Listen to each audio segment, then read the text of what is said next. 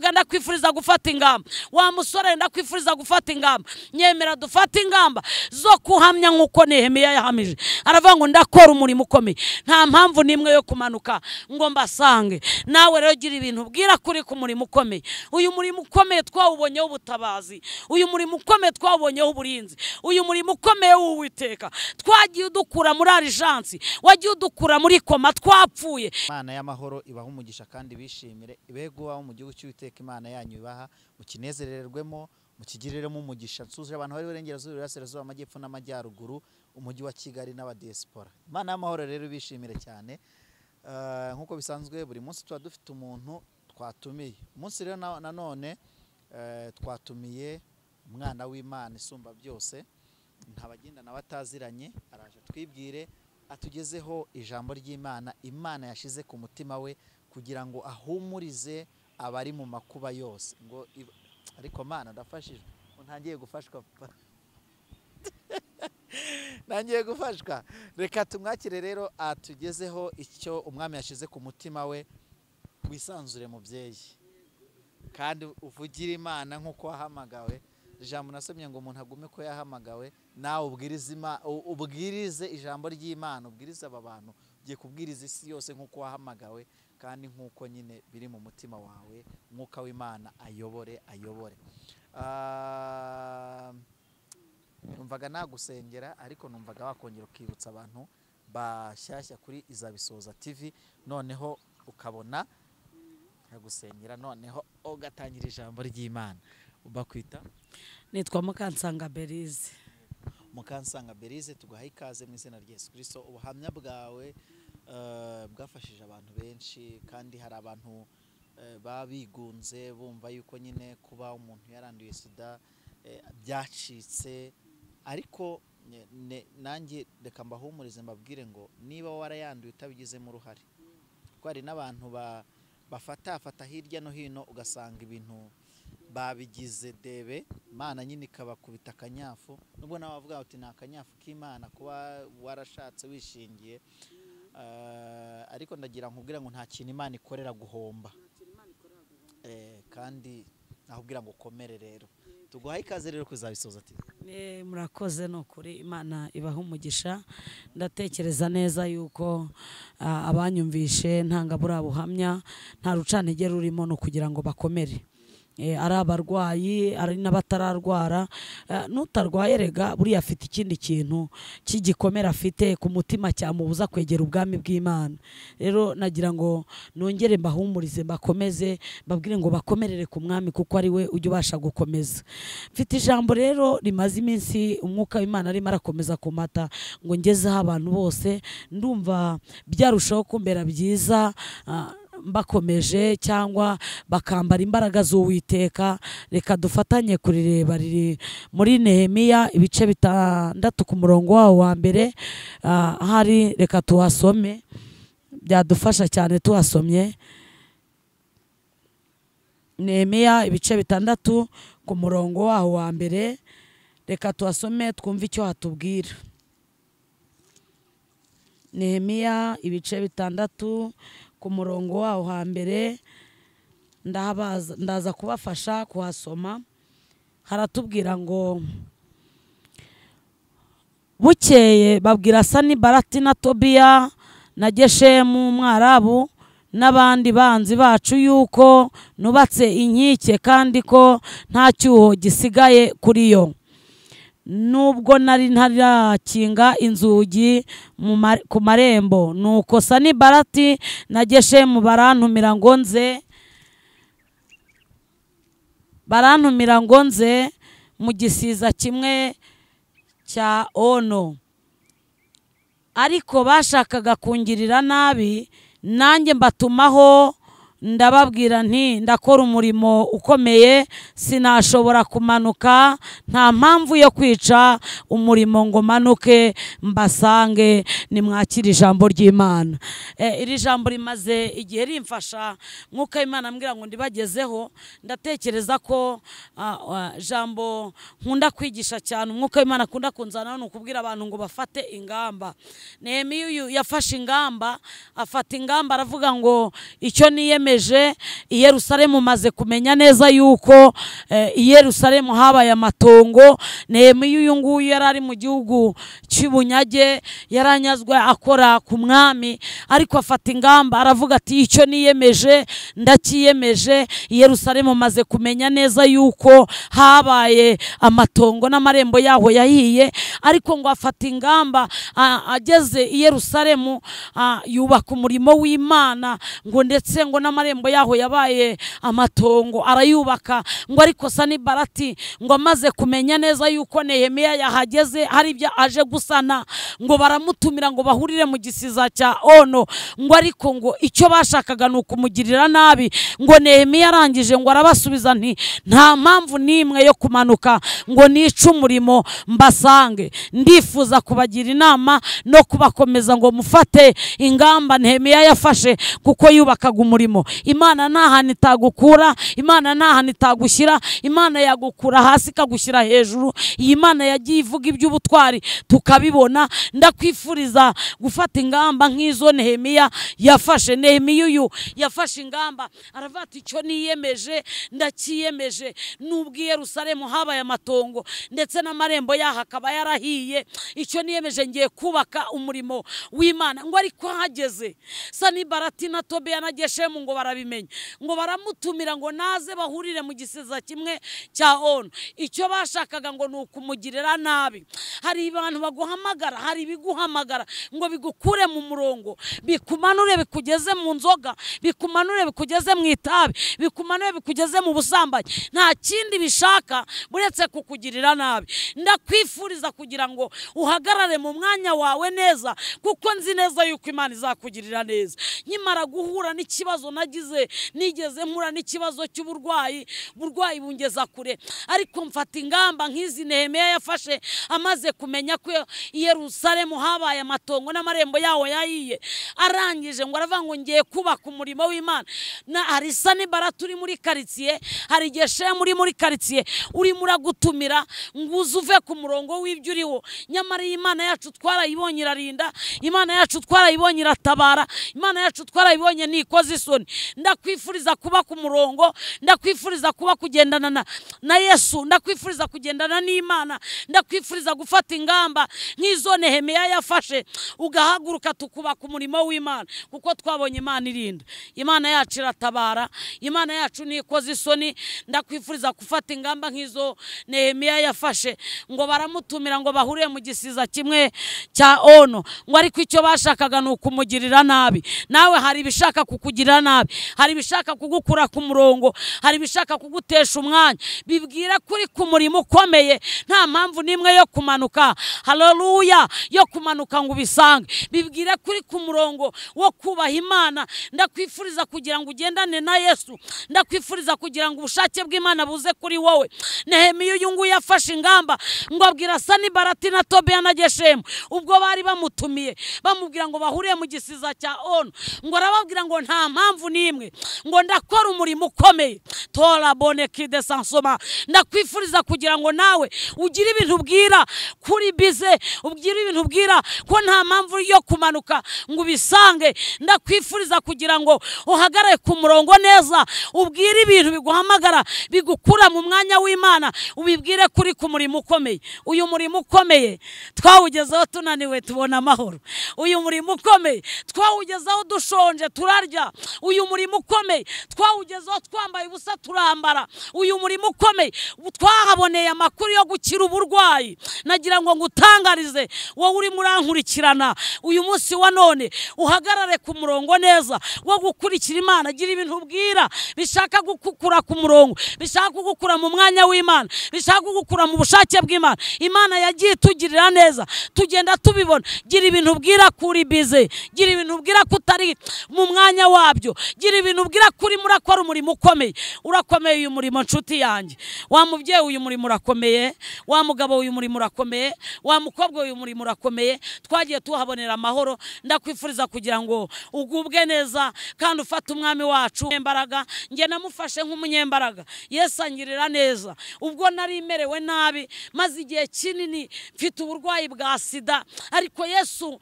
ndamucumbikira, ndamutuza, ndamubwira ngo ngwino ube mu mutima wanjye. Yesu atsikamira bwa burwayi bwari bukomeye muri njyewe, atsikamira virusi ya sida, atsikamira uburwayi bwari buri muri njye. Yesu arabutsikamira anyongerera umubiri.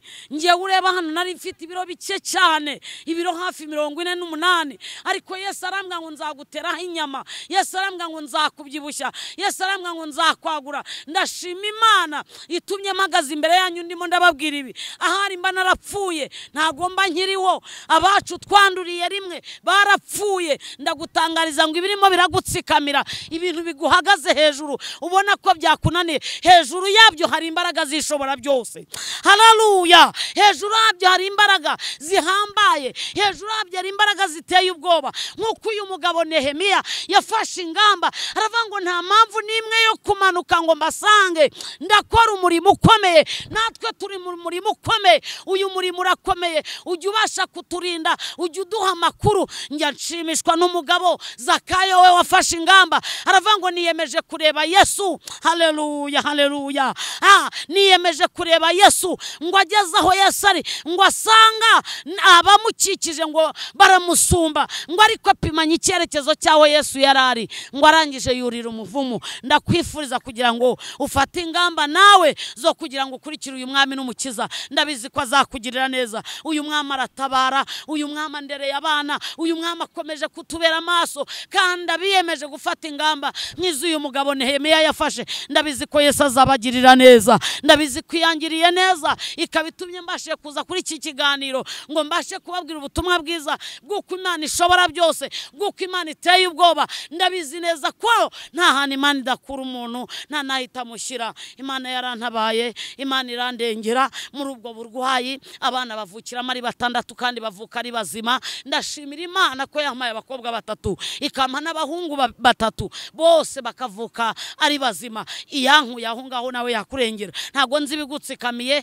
sinzi bikumereye nabi, sinzi bikujengereje. Haleluya! Ariko ndabizi ko hejuru y'ibyo bikutsikamiye hari imbaraga zishobora byose, hari imbaraga ziteye ubwoba, hari imbaraga zikiza, hari imbaraga zitabara, hari imbaraga zidakoze isoni. Iyo Mana yacu ntigikoze isoni, ntijya yemera ko umuntu amwarwa. Gusa icyo nkwifuriza ni ugufata ingamba nk'izo Nehemiya yafashe, ni ugufata umwanzuro. Nehemiya yafashe umwanzuro ajya kubaka iwabo Yerusalemu. Ndashaka kuza nawe tukamamaza ubutumwa bwiza nk'ubwo Nehemiya yafashe, kandi ndabizi ko Imana izatugirira neza, Imana izadutabara. Imana ntikoze isoni, Imana nikaruhura, Imana ikiza uburwayi, nta hantu itagukura, nta nayo itagushyira. Ndabizi neza ko yangiriye neza, namwe izabagirira neza. Imana narayibonye, nyibona ndi muri koma, nyibona ndi muri urgence. Imana insangayo irambwira ngo Berize we, kubwo kumvugira, kubwo kunkorera, kubwo kumbyinira,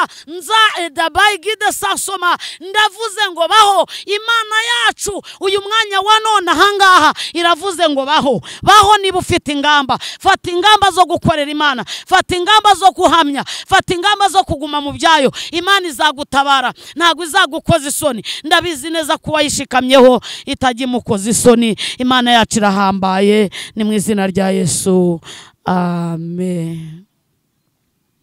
Imana ibambika imbaraga kandi bakomeze. Icyo nabifurizaga ni ukugira ngo dukomeze duhamye cyangwa duhagarare mu murongo wo gusenga no guhamya Imana no gukomera. Imana ibanyambikira imbaraga abarimo barankurikira, kandi ihindura amateka, ibahe gufata umwanzuro nk'uwo Nehemiya yafashe. Uyu Nehemiya naramukunze cyane, kandi mfata ingamba zo kumva nshaka guhamya nk'uko yahamije akimara kumenya ko iwabo i Yerusalemu habaye amatongo, amenya neza ko amarembo yahiye. Ngo ndakora umurimo ukomeye, ngo nta mpamvu n'imwe yo kumanuka ngo mbasange. Ndakwifuriza kugira ngo ugire ubwira, ugire ibyo ubwira, ugire ibyo uhakanira, ugire ibyo ubwira ko udahari, utaboneka, uri ku murimo ukomeye. Uyu murimo ukomeye rero ni umurimo w'Uwiteka.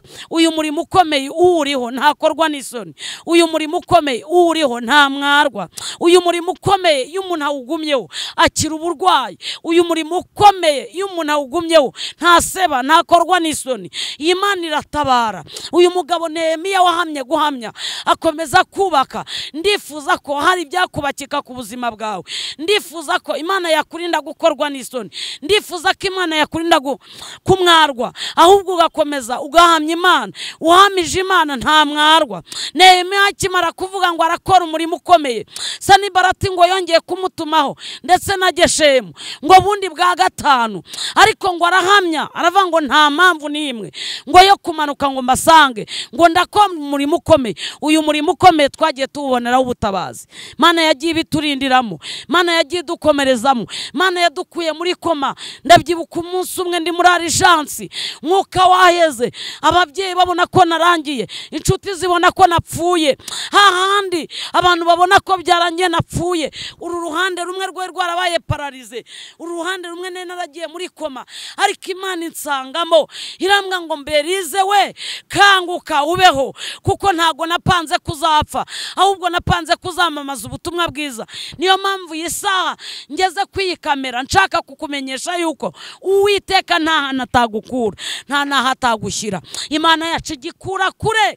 Muririmbyi yaravuze ngo ikura ku cyavu, ngo ikicazanya n'ibikomangoma. Nta hantu Imana itagukura. Imana ishobora byose. Imana ni rubasha. Ora isiki de bonekide. Imana yacu yankuye muri Arijansi, ikankura mu rupfu, ikankura mu burwayi bukomeye. Nta hantu itagukura. Mubyeyi ndakwifuriza gufata ingamba. Mugabo ndakwifuriza gufata ingamba. Mukobwa ndakwifuriza gufata ingamba. Wa musore ndakwifuriza gufata ingamba. Nyemera dufata ingamba zo kuhamya nkuko Nehemiya yahamije. Aravuga ngo ndakora umurimo ukomeye. Nta mpamvu nimwe yo kumanuka ngo mbasange. Nawe rero gira ibintu bwira kuri ku murimo ukomeye.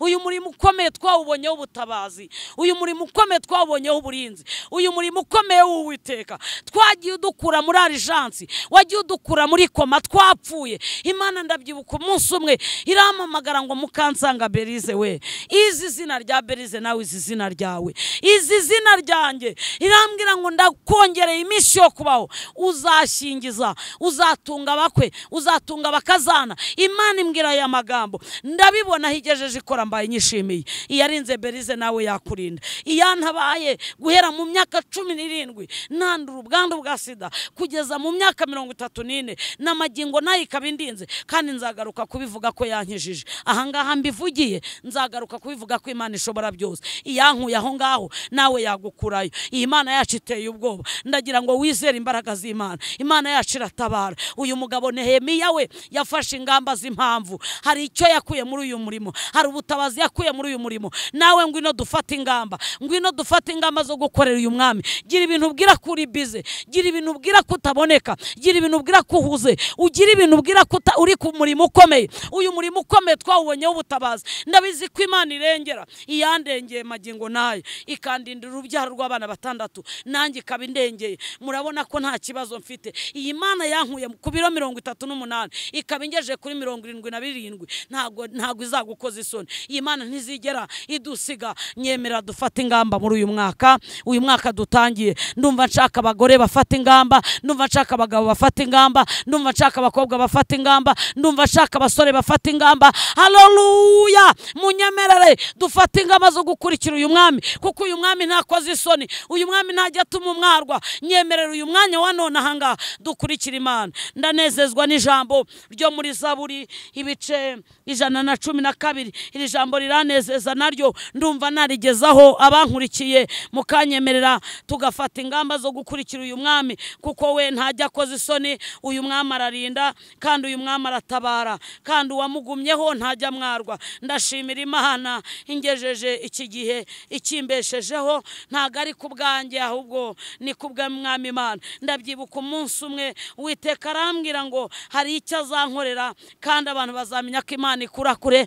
Ndabyibuka umunsi umwe indengerera abana bikomeye, nabonaga ko bikomeye. Ariko reka dusomere ijambo ryo muri Zaburi ibice 112 ku murongo wa mbere. Haravuga ngo hahirwa ubaha Uwiteka akishimira cyane amategeko ye. Urubyaro rw'uwo ruzagira amaboko mu isi. Umuryango w'abatunganye uzahabwa umugisha. Ubutunzi n'ubukire biri mu rugo rwe. gukiranuka kwe guhoraho iteka ryose. Abatunganye umucyo ubavira mu mwijima. Haleluya. Uvira ugira imbabazi nibambe agakiranuka. Hahirwa ugira imbabazi akaguriza abandi, agakora imirimo ye uburyo butunganye, kuko atazanyeganyezwa iteka. Umukiranutsi azibukwa iteka ryose, ntazatinya inkuru mbi. Umutima we urakomeye wiringiye Uwiteka. Umutima we urahamye, ntazatinya kugeza aho azabonera ibyo ashakira abanzi be. Yaranyanyagije, yahaye abakene, gukiranuka kwe guhoraho iteka ryose. Ihembe rye rizashyiranwa hejuru icyubahiro. Umunyabyaha azabireba ababare, ahekenye amenyo ayage. Icyo umunyabyaha yifuza kizabura. Amwa nimwakira ijambo ry'Imana. Iri jambo riramfasha, nawe ndifuza ko ryagufasha. Iri jambo riranezeza ngo hahirwa uba Uwiteka akishimira cyane amategeko ye. Haleluya, haleluya, haleluya, haleluya. Icyo umunyabyaha yifuza ngo ntago azakibona. Nagira ngo ngutangarize ngo wemerere Uwiteka tugendane, ngo kuko hahirwa uba Uwiteka akishimira cyane amategeko ye, ngo kuko urubyaro rw'uwo ngo ruzagira amaboko mu isi. Uwafashe ingamba Yesu aramurindiye, uwafashe gukorera Imana by'ukuri Yesu amubereye ku izamu. Ndabizi ko umwami wacu atubereye mu burinzi, ntago uzakorwa n'isoni. Iri jambo riranezeza cyane ngo hahirwa uba Uwiteka akishimira cyane amategeko ye, ngo urubyaro rw'uwo ruzagira amaboko mu isi. Ngo umuryango w'abatunganye ngo uzagira amaboko mu isi. Mvugira utamina cyane. Ndifuza ko uyu munsi wa none twafata ingamba. Ukibona ngicisha iki kiganiro, ndakwifuriza ko twagenda ku murongo wo kubaha Imana, kuko ubashye Imana, Imana imurindira abana. Ubashye Imana, Imana imurindira umuryango. Ubashye Imana, Imana imurindira muri iki gihugu. Yesu nashimwe cyane. Ndakwifuriza gufata ingamba nk'izo uyu mugabo Zakayo yafashe. Aravuga ngo niyemeje kureba Imana nk'izo uyu mugabo Nehemiya yafashe. Aravuga ngo hari ibyo ntitabye kubera ko ndi ku murimo ukomeye. Uwemeye gukurikira uyu mwami ntago akorwa n'isoni. Uwemeye gukurikira uyu mwami haratabarwa. Uwemeye gukurikira uyu mwami Imana imurinda uburwayi. Uwemeye guhamya uyu mwami ntago akorwa n'isoni. Nyemerera muri iki kiganiro wowe nkurikiye nguhumurize. Ntago nzi ikibazo ufite, ntago nzi uburwayi urwaye, ntago nzi intambara uhagazemo, ariko nyemerera uko Nehemiya yafashe ingamba, dufate ingamba zo gukorera uyu mwami kuko adakoze isoni. Nukuri ntago azadukoza isoni. Duhamye rwose ko turi ku murimo ukomeye kandi azadutabara. Uyu mwanya wa none ndifuza gusengera abantu bafite intambara cyangwa bari mu rugamba. Ntago nzi urugamba urimo, ntago nzi intambara urimo, ariko ndifuza kugira ngo dusengane. Umwami Imana bagirire neza aho yankuye, nkaba ndi imbere yanyu, namwe azahabageza. Ndabizi ko azabarenzana hano, ariko Yesu aracyari mu kazi kandi yatsinda isoko ryo kuturengera. Umwami wacu nakomeza bakomeze. Urera Mana yacu ushobora byose, urahambaye uteye ubwoba, uri umwami ukomeye. Aya masaha nyemerera abanyumva kuri iki kiganiro, Databuja wera, unyemerera ubakomeze kandi ubambika imbaraga. Byari bibaciye intege, hari ibyari bibakuye imbere yawe, ariko nyemera aka kanya kanonaha ubankomereze. Ubwiza bwawe bubazeho, gukomera kwawe kubazeho, ineza yawe ibazeho, kandi ubazengurutse ubwiza bwawe. Unyemerere Databuja wera, unyemere bagendere mu ijambo ryo muri Zaburi 112 ngo hahirwa ubaha Uwiteka akishimira cyane amategeko ye, ngo kuko urubyaro rwe ruzagira amaboko mu isi. Nyemera Databuja wera, uburinzi buze ku muryango wabo, uburinzi buze ku bana babo, uburinzi buze kubatabara. Nyemere ubazenguruke, ubwiza bwawe bubagote. Urakarama kuri Imana iri kumwe nabo, kandi ubambika imbaraga. Ni mu izina ryawe Yesu Kristo. Amen, amen, amen.